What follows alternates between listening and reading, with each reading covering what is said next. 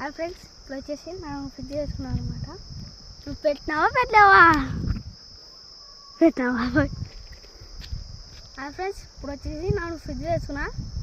Fridge కాదు ఎలా ఉందో టేస్ట్ చేస్తున్నప్పుడు చూద్దాం ఏమవుతుందో. చూస్తాను ఇది